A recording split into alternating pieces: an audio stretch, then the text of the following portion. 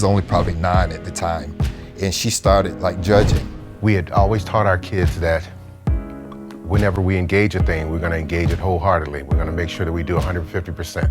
Tangible and Skip they brought tons of people to our shows, and we enjoyed that, and we started listening to them, and one of those people that they brought to the show was Cydney.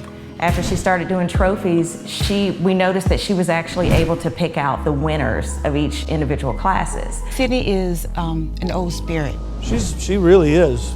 She's creating a dynasty, and she's the next Arnold. And what I've seeing her grow in the profession, it just excites me. She's not just showing you how to do this like a lot of bodybuilders do. She's showing how to do this and have fun. So I had one coach that really changed my life early on and helped develop me into the woman I am today more than he actually knows. I always try to motivate kids and try to get the best out of them. When it gets a little too easy, I don't like that, so I intentionally put something in to make it harder. Occasionally she did, like everybody I've coached, and especially the people I've been close to, at some point they go home hating me and telling their parents he's crazy. And I just cried, and he was like, well? What the hell is that? Well, you done crying. Get back on the line.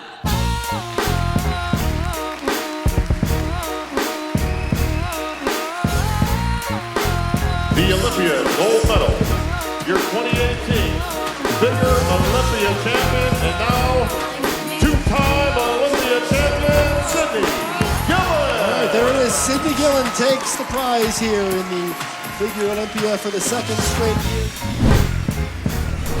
I'm Mark Phillips. I own Madhouse Gym in Lithia Springs, Georgia. I met Cydney about 21 years ago back at Powerhouse Gym, where I was a personal trainer. At the time I was meeting her parents. My name is Skip Gillon. I am Cydney Gillon's father. My name is Tangela Gillon. I'm Cydney's mom, and I'm also Cydney's business manager. Most people don't know that, but I am her manager. My husband and I have been married for 32 years. We've been together 40 years. Hi, my name is Cydney Gillon, your two-time Figure Olympia champion, and we're here at my favorite gym, the best gym in Georgia. I come here pretty much every Monday, Wednesday, and Friday for lower body work. I try to get some back days in here too because it has a back room that's specific to just everything back, like 20 different pieces. So I come in for that too, but I love all the leg equipment, primarily because it just gives your legs a different depth, a different shape that you can't get if you don't work out in this gym.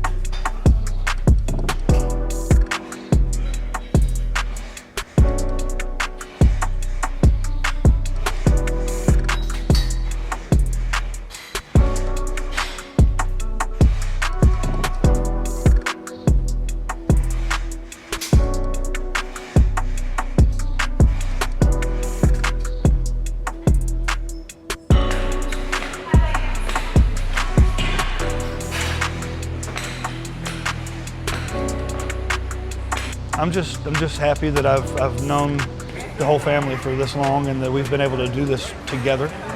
I don't deserve any credit. It was all her. It was her will. It was what she wanted for herself, and nobody was going to stop it. When she made it to the Olympia, it was a dream come true.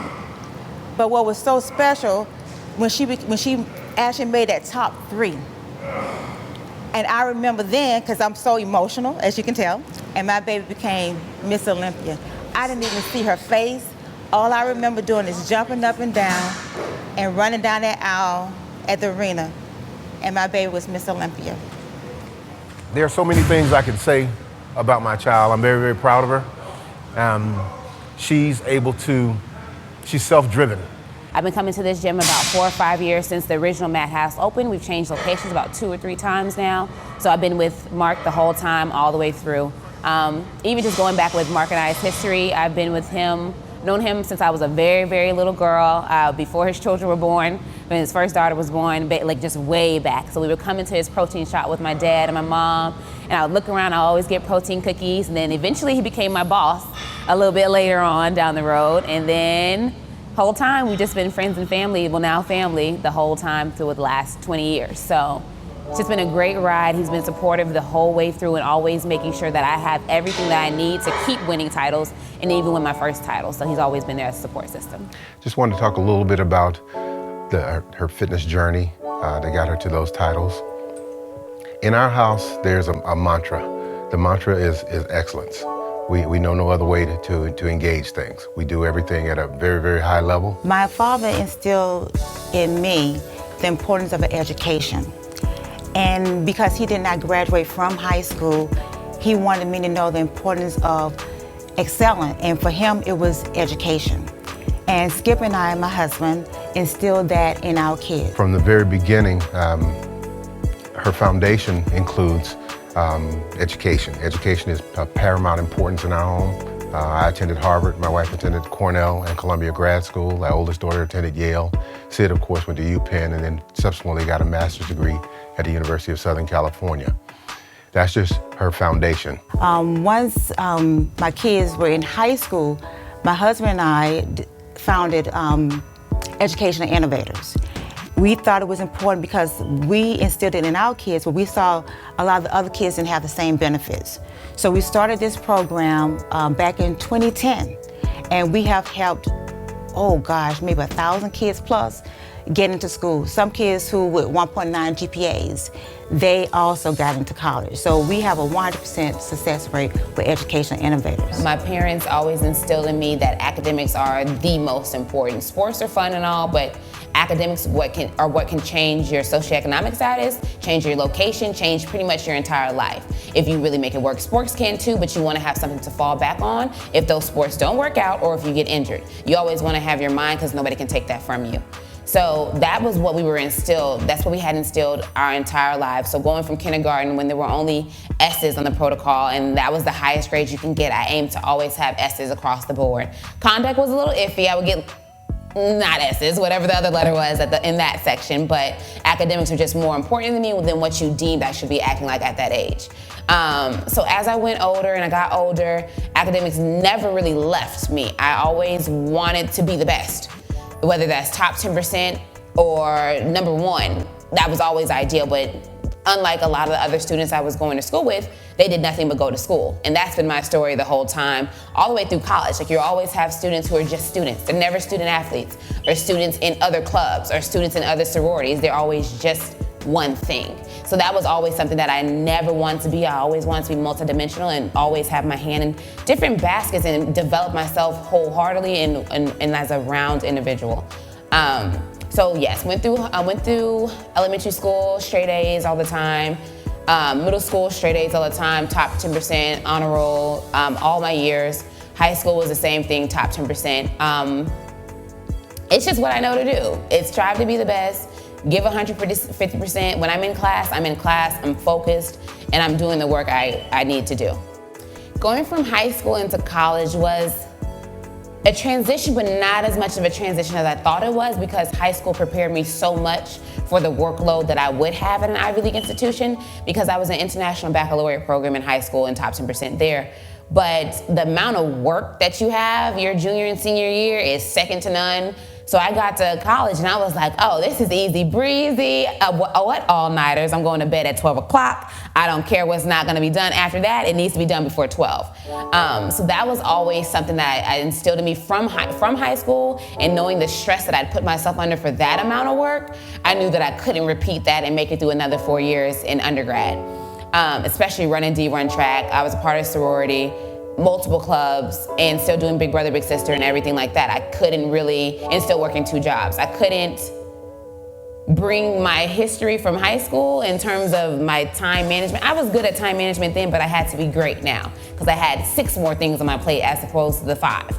So I really, really worked with that and just took my time and pieced everything together because the thing that I knew needed to happen is I needed to make money because I was paying for my education, I needed to run track, and I needed to make good grades. Those 3 things were second to none. So whatever fell in between those cracks, it's fine, but those were my main 3 things. So going through that, I had to start planning my schedule, because track practice at a certain time every day. So what I would do is multitask, but at the same time, you gotta think smarter, not harder. So while everybody else was like, oh, I wanna have just one class a day, I was like, no, I'll take 3 classes a day, but I'm not going to school on Tuesday or Wednesday, or I'm not going to school on Thursday or Friday, so I'm making sure that my schedule only had 3 days of classwork in it, so that I had time to rest, recover, go to practice, not being stressed or rushing from class, and have time to put my work in. But it's all about having the bigger picture and seeing it fully for all the things that you need to accomplish. So all your top priorities and everything else that just kind of falls under is kind of superfluous, just goes to the side, and you can fit it in when you can. Because granted, even though my schedule was what it was, I still was at every party, I still was at every practice, and I still got all my rest. So I lived a full life, but you have to make sure that you've planned it so that you can live that way. Now, starting back in 1998, we engaged the Body for Life contest. We had always taught our kids that whenever we engage a thing, we're gonna engage it wholeheartedly. We're gonna make sure that we do 150%. So at that time in 1998, I was sitting at about 317 pounds. Cydney kindly informed me that I was fat. They always say I'm an old spirit. I'm like 80 in a 26-year-old body. But I remember seeing my parents, and they just kept getting bigger and bigger and bigger. And I was looking like, and I had no filter. I didn't get a filter until maybe like high school, late high school, maybe senior year, almost college. But back then, I just looked at them in the kitchen. I was like, y'all are fat. With that being said, I ended up having to go through and make some changes. So subsequently for the next year, I ran about doing which is resistance training and things like that, and ended up losing 100 pounds and placing second place for my very first bodybuilding show after that time. My husband introduced me to bodybuilding when I was 16. And it was this hardcore gym. It was like a little dungeon. But from the time I was in middle school, I loved bodybuilding. Never wanted to compete. As you can tell, I'm very shy. Never wanted to compete, especially with no clothes on in front of all these people. But when I was 38, my husband started competing, and he wanted me to compete as well. So one of the ladies that he was training, he got her to do it, but she pulled out. I'm a woman of my word. So I said, okay, let me go ahead and do it. Came in last place, was not happy. Then my competitive edge kicked in. After that, when I started competing, I was 39, 40, and I placed top 3 in every single show that I did, top 3. This particular show, I won Open, I won Masters, and I won overall in that show. That was in 2003, and that's when I stopped competing. It was pretty cool to see my parents go through their transition from that lifestyle, because they'd been healthy before, but then this is what I'd seen as I was growing up, and then they were going back into what they'd already done before I was born and as they were growing older. So it was pretty cool to see the transition and the dedication that they put into. Like, yes, they lived this lifestyle. Yes, they were really high in weight and overweight and unhealthy and stressed. That's a key thing too. People have to relieve those stresses in order to even make these changes. So they decided to take everything into their own hands, get their grasp on it, and really just go through that journey. And it was pretty cool to see. So like they would always include us. They have their little newspaper so you can see the date and everything. And so I would do my little bodybuilding poses and my little crab most musculars. I had no muscle at the time. I had little baby muscles. They were cute though. But it's pretty cool to like look back and see what everything looked like, because you can see like where your body is now and how it's basically the same body as it was then, just like adult size. It's pretty cool. Cydney, seeing this, got the fitness bug. The next thing you know, she's following us everywhere to the fitness competitions, the bodybuilding competitions. She's actually actively judging the shows and becoming more and more expert in kind of critiquing athletes on stage. She was only probably 9 at the time, and she started like judging, competitors along with the actual judges. And at the end of the shows, she was comparing her scores with the actual judges' scores, and she was spot on, so we, it's just part of, it's just been in her blood all her life, really. She just came from a bodybuilding family. Her mom and dad both competes and competitors, and just been doing it all their life. Tangible and Skip, they brought tons of people to our shows, and we enjoyed that, and we started listening to them, and one of those people that they brought to the show was Cydney. After she started doing trophies, we noticed that she was actually able to pick out the winners of each individual classes. During this journey, Cydney was very inquisitive. She picked up on everything. She was really the coach, if you want to know the truth. So with that being said, what I mean by that is, you know, Tangela she talked to Carol about. And they asked, could she test judge for us? She said, well, Cydney's picking the winners out every time. And Carol said, well, let's see what she has. So we allowed her to go ahead and test judge, and she was right on spot with all the judging. From that point, we let her be a trophy girl. So she went from trophy girl to being a test judge. I started judging at about 10 years old. I'd been going to shows for years at that time, probably about 4 years. Since my dad started competing when I was 6, my mom came soon after him. So 4 years of just watching, and seeing what came across the stage, seeing what won, and seeing what the standard was at that time. I just grew a love for it and grew a passion for it. More so the rhinestones, that's what kind of pulled me in for the women. But even when it came to bodybuilding, women's bodybuilding, where there are no rhinestones, it's just the body. And so I came very, very concentrated on what was winning and what wasn't.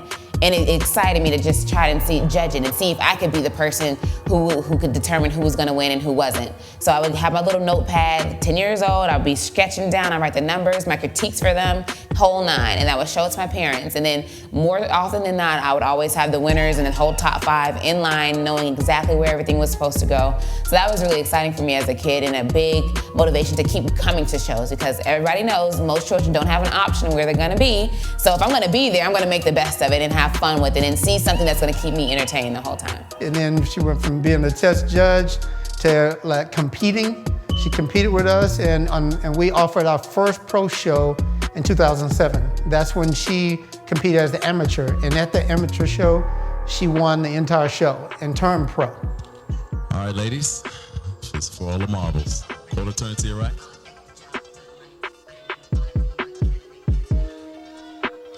Quarter turn to your right.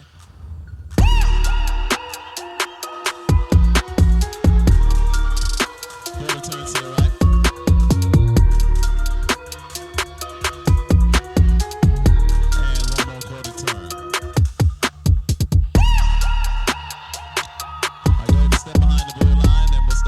Number 14.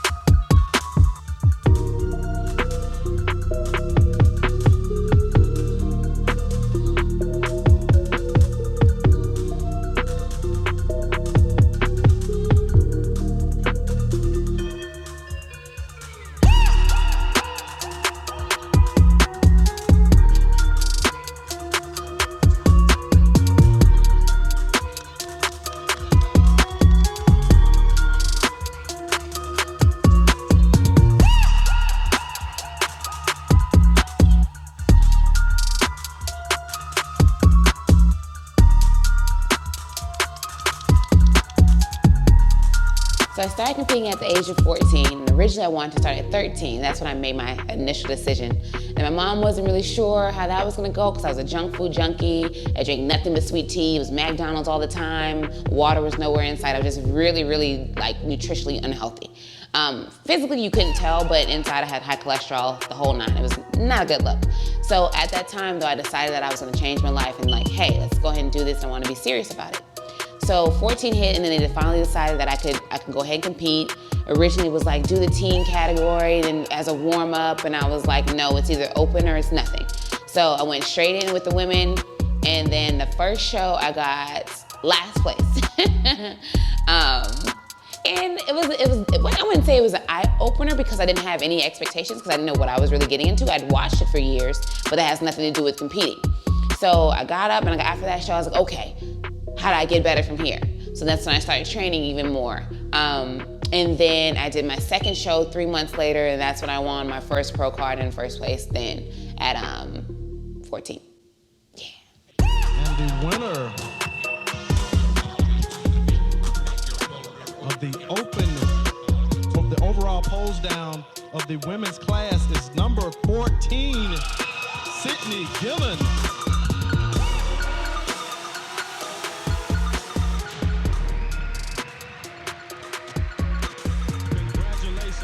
All you ladies did a great job.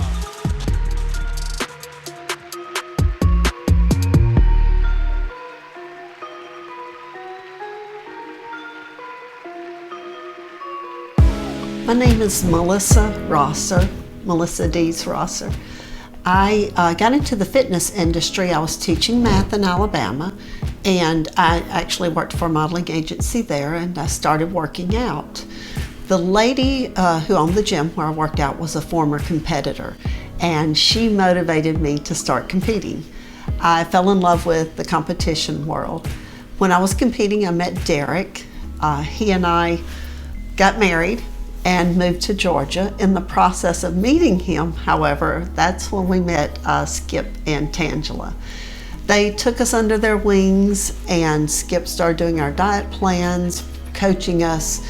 Skip, Tan, Derek, and I, 2 other guys, and Cydney, who was a little girl at the time, would all load up in a van and travel the U.S. and compete. It was fun because we would do a show. We got 1 hotel room. If you were competing in that show, you got a bed. If you weren't competing in that show, you got a sleeping bag on the floor. Man, I can't miss a show. She's very superstitious about, like, hey, you know, where's Razor? That's kind of my stage name for bodybuilding. They call me Razor. And she was like, and she'll send me a text, Razor, you got your ticket yet? You know? And so it's just like, we're in her room, only certain people can be there. It's like me, her dad and mom, and Melissa, you know, and she's kind of stick to that whole little tradition, this is it, you know, nobody else allowed in my room, you know, so after the show. And we still follow Cydney around every show. We go to the Arnold every year, we go to the Olympia every year and support her. So the future for me is definitely wide open. We'll see where it holds. I had my boyfriend of 4 years. Out of just competing, I caught the eye of her mother, and her mother would just come over and say a few words to me, you know, you did good at this show, this and that. And that kind of formed that small, you know, that little bond. And over time, it just, you know, it became more frequent. You know, we just, you know, I always said, hey, we always talking this and this and that. And then shortly after that, that was when I told her about my decision of going down and doing the Miami Nationals. Little did I know, Cydney was planning to pop up and, you know, and check in on me and see how I did. So that's what we fast forward back to when I went down to Nationals. And like I said, because I had nobody going, it was just me and my coach. And you know, next thing you know, I'm up on stage. I'm like, oh, wow, I'm in the top 5. I wasn't expecting that. And I hear this loud girl just screaming in the background, like, don't let him box you in, don't let him box you in. And, open up, stay, spray open and stuff. And so I was just like, who is that? Like, call my name, and and it turned out it was Sid. And so I got 4th in that show. And eventually, after the show, that was when me and her pretty much just kind of clicked. And we pretty much have just been, I guess, inseparable after that. So I had one coach that really, really changed my life early on and helped develop me into the woman I am today more than he actually knows. I always try to motivate kids and try to get the best out of them. When it gets a little too easy, I don't like that, so I intentionally put something in to make it harder. Occasionally she did, you know, like everybody I've coached, you know, and especially the people I've been close to, at some point they go home hating me and telling their parents he's crazy. And I just cried, and he was like, well. What the hell is that? Well, you done crying. Get back on the line.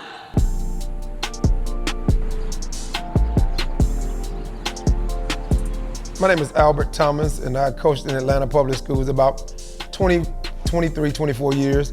I coached both boys and girls basketball, both boys and girls track, and I also coach football. I always see my sister, she'd run with track, she played basketball with Coach Thomas, and so I said, okay, let me go ahead and start going over to high school track practices while I'm in the 8th grade and try to see if I could get ready for 9th grade, because I knew where I wanted to go and where I wanted to be. So I started coming over and training at North Atlanta High School. At the time I was at Sutton. Kids, they kind of get accustomed to you and they know what you're gonna do, so when they thought they knew what I was gonna do, I would change it up a little bit. And you know, I'm like, no, you might have thought you knew I was gonna do this next, but now we're gonna do something a little bit different to try to challenge you. Every day, every tier, I got up, took my little self right on that track, and that every single day, man, there's not a practice that I went without my name being called, and I'll give you a rendition of his voice. Cydney, Cydney, Cydney. That's what he would do every day. Kid you not, I'd be clear across the track. No, that ain't good enough, no. I want quality, but I'll take quantity. Cydney, what the hell is that? What is that? That ain't no jaw. I'm like, Coach, yo, give me a break, man. And literally, but the thing is, and it's so funny now to look back and really see, like, yes, I was dying, but yes, I wasn't giving my all. So now I see what he was saying and the frustration you have when you see somebody who could have so much potential not giving 150%. So if we're running a mile warm up and I'm just pussy patting around, he's like, girl, what are you doing? So I get it now, but at the time I was like, can I just go through one practice without my name being said? Please, just one time, please.